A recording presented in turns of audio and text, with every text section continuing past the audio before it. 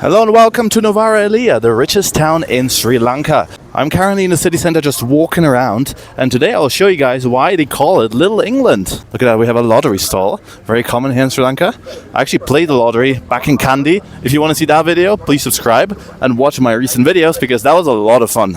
But as of the time of the filming of this video, it is currently Tamil and Sinhalese New Year. Today is the 13th of April, which means tonight there'll be big fireworks, a lot of celebrations because, you know, the New Year is a big deal here in Sri Lanka. And people are out, people are celebrating, people are going for lunch.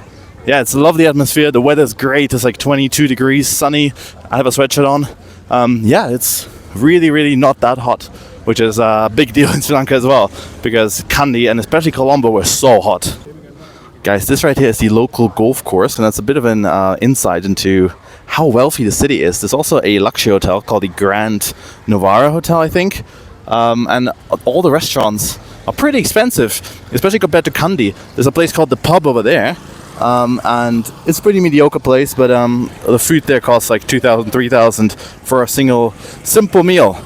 Another very curious and peculiar thing about the city is the amount of police protection that there is. You see there are some biker cops over there, and there's actually police on every single street corner, just because, you know, there's so many wealthy, powerful people with houses in this town that, you know, they need to be protected. And 25,000 people live here, and I think this is the town in Sri Lanka with the highest millionaire density. As a matter of fact, there's a cop right here, and there's two more on the other side. That's crazy, right?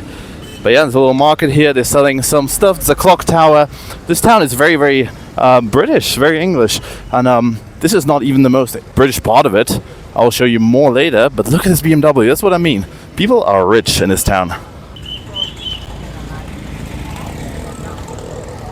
Now this is the main stretch of the city, and there's a lot of tourists here because also a lot of people visit. And especially with how few people live here, the tourists are really noticeable. Even though there are probably less tourists than in Kandy, but in Kandy there's just so many locals. Look at that, they're selling jackets, obviously fake jacket, there's Under Armour, Gap and stuff like that, Patagonia. Because this town is just so high up. This is the highest altitude town in the entire country of Sri Lanka, and the highest altitude village is also very close to here. They have a viewpoint there. I might go there later. So yeah, a lot of warm clothes being sold. Yesterday night, last night it was like 13 degrees here, so I can definitely see why. And I'm staying in a cabin up the mountain over there, and I don't have heating, so that's very interesting. I might need a jacket myself. A good thing about this town is that I haven't encountered a single scammer yet in 24 hours. And also the tuk-tuk drivers are way less aggressive. Hello. Hi, how are you? Yeah, you see people are very friendly. People are just working, and I feel like people here are not necessarily doing that poorly. It's a pretty wealthy town, so everybody who lives and works here is also quite well off. This is the main bus stand. This is where I arrived yesterday. This is still crazy. This is still Sri Lanka, guys. It's always going to be an absolute madness. There are all the buses, the Mahindra and Tata buses. Very cool. Whoa, there's two coming at me right away. Oh my goodness. This is crazy. But look at the pine trees, guys. That is also so unlike Sri Lanka. Usually you have palm trees everywhere, but here there are pines. The nature here is more reminiscent of countries like Taiwan and not very much like Sri Lanka, so that is insane. There are a few street doggos over there and another one under the bus over here. Hello, stray doggo. How are you doing? So far, I haven't met many aggressive dogs here, so that's very good. Although river here, this is so pleasant. It's kind of hard to believe this is a town center, just because, you know, it's just so rural. And you can also tell this is kind of a holiday town. There's a laundry service over there. And, you know, a lot of things are just catered towards tourists and rich Sri Lankans. The architecture here is also so different from the rest of the country. Like, look at this building alone. It has kind of a British vibe, a little bit. Like a Midlands vibe, perhaps. But the more we get into the expensive part of the city, Nuwara Eliya, the more we'll get British buildings. Look at that little house up there. That's very pretty. There are also tea plantations around here. As a matter of fact, I drove past a few tea plantations yesterday on the bus. But this here is the Lotus Pond, which is a landmark of Nuwara Eliya. That dog is trying to get in there. Okay, he's made it. Well done. Well, look at that park over here. I need to find the entrance to it. This is crazy.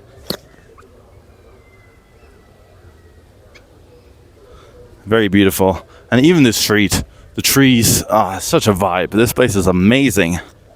Well, that looks pretty British already. It says Victoria Park on there. Well, I can only imagine it is a British park. Hello. Entrance, ticket? Okay. So you need a ticket to enter. That's interesting. Let's see how much it is. There we go. 1,000 rupees. Holy, look at that. Foreign adult. So as foreigner, you need a ticket. That's actually crazy. All right, 5 minutes and 1,000 rupee later, I'm finally inside the park. Had to enter because it's just very pretty. I find it crazy that they charge foreigners a pretty hefty fee. I know it's just like $3 or something like that. It's just, they don't charge locals. It's only foreigners. So it leaves a bit of a bitter aftertaste in my mouth. So yeah, I'm not on board with that, but whatever. Let's support the local economy, I guess. Yeah, they have gardeners though, so it's very well maintained, very well kept. There's the Victoria Park sign. Very nice. This is what looks to be the rose garden with a fountain over here. You can tell this is probably a 19th century British park that's been set up for the wealthy residents of this town. But it's very, very nice. Wow. If you told me I'm in the gardens of Kensington Palace right now, I would probably believe it if it wasn't for these palm trees.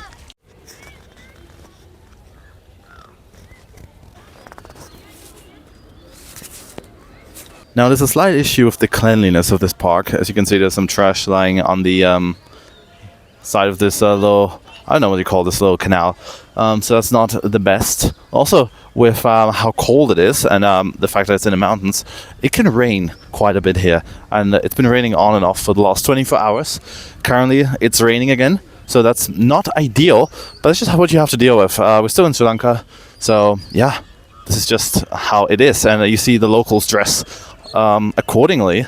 That girl has a hat. But we've now come to the exit of this little park. There's the bus stand over there. This is where I'm going to take the bus to Nuwara and then the train from there to Ella tomorrow. But I'm going back to the other gate where I entered the park so I can show you guys the most luxurious, the wealthiest, and the most English side of this little town. Join me. Guys, look at that peacock statue over there. I think they might have peacocks in this park, but I haven't seen any yet. If you guys know where they are, please let me know in the comments. And if you guys need a reminder, do not pluck the flowers. Very important. This is almost like a botanical garden. Rule number 1, do not pluck the flowers. This right here is the World Peace Tree that was planted in 1919. That's crazy. It's over 100 years old, 106 years old. And that's the original plaque from when it was planted. Commemoration of Peace by Mrs. M.M. Wedderburn. Wow, that's interesting. I just had a look who Mrs. Wedderburn was, and Google tells me she was the wife of the acting governor of Sri Lanka, the British governor, Maxwell Wedderburn. So that's fascinating. Look at this, guys. They still have the skeleton of this British mailbox. And over here, next to all these People's Bank banners, there is this building, which is the most British building I've seen so far. It's called Green City something. Yeah, and then over there is the Grand Hotel Nuwara Eliya, which we are going to check out now. Look at that, they offer horseback rides. Hello, how are you? Yeah, I'm good, thank you. You can't tell me that corner right here does not look British at all. These are cottages. This is the Hotel Glandover. I mean, if that's not British, I don't know what is. All right, this right here is the Nuwara Eliya Grand Hotel. If you told me, again, if this was like the house of the royal family somewhere in Windsor, I'd be like, yeah, that makes sense.